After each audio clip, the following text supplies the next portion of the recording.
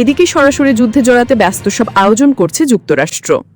সোমবার ১৬ জুন বার্তা সংস্থা রয়টার্সের এক প্রতিবেদনে জানানো হয়, ইরান ও ইসরায়েলের মধ্যে সংঘাত তীব্র হওয়ায় যুক্তরাষ্ট্র ইউরোপে বিপুল সংখ্যক জ্বালানি সরবরাহকারী বিমান পাঠিয়েছে। মার্কিন দুই কর্মকর্তার বরাতে বলা হয়েছে, এই পদক্ষেপ প্রেসিডেন্ট ডোনাল্ড ট্রাম্পের জন্য সামরিক উপকরণ প্রদানের লক্ষ্যে নেওয়া হয়েছে।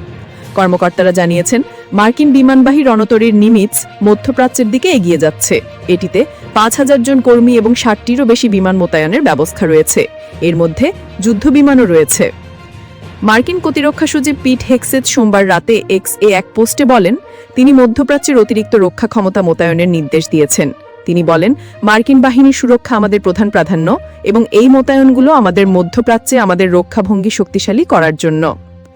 ফ্লাইট ট্র্যাকিং ওয়েবসাইট এয়ারন্যাভ সিস্টেমস জানিয়েছে, রবিবার ৩১টিরও বেশি মার্কিন বিমান বাহিনীর জ্বালানি সরবরাহকারী বিমান, প্রধানত KC-135 এবং KC-46 যুক্তরাষ্ট্র থেকে পূর্ব দিকে রওনা হয়েছে। এই বিমানগুলো জার্মানির রামস্টাইন বিমান ঘাঁটি, যুক্তরাজ্য, এস্তোনিয়া এবং গ্রিসের বিমানবন্দরে অবতরণ করেছে। প্রতিবেদনে বলা হয়েছে, মার্কিন কর্মকর্তারা বিমানের সংখ্যা সম্পর্কে মন্তব্য করতে অস্বীকৃতি জানিয়েছেন। পেন্টাগন রয়টার্সকে হোয়াইট হাউসের সাথে যোগাযোগের কথা জানিয়েছে। এই বিষয়ে তাৎক্ষণিকভাবে মন্তব্যের অনুরোধের জবাব দেয়নি হোয়াইট হাউস। ডায়ামি সিকিউরিটি ইন্টেলিজেন্সের এরিক শাউটনের বলেন, ২৪টি